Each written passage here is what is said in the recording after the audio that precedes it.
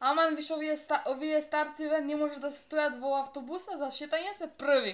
Ова е најчестата реченица што ќе ја чуете ако се возите во автобус во вторник и петок. Младите се изреволтирани од пензионерите кои секој вторник и петок прават гужви и ги невозможуваат да си ги завршат обврските. Средношколците се жалат дека поради гужвите каснат на училиште, но за среќа професорите имаат разбирање па не ги запишуваат. Иако знаат дека од 12:30 до 1:30 одиме во школа, пензионерите продолжуваат да се возат тогаш. Нема вторник и петок да не закаснам во школа. Среќа професорите не разбираат па не запишуваат. Средношколците не се единствените кои се жалат. Се жалат и нивните родители, на кои каснењето на работа не им се простува како на нивните деца. Поради гужвите тие се присилени на работа да тргнуваат порано за да стигнат навреме, па затоа никогаш не успеваат да си ги завршат домашните обврски.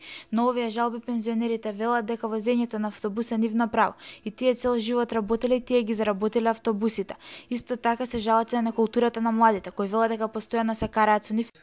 Овие младите се многу безобразни за во градски автобус, бидејќи секогаш на старите не им стануваат, не ги почитуваат, а тие автобуси ние старите не ги купиле. А они кои ќе остарат, тогаш ќе осетат како изгледа.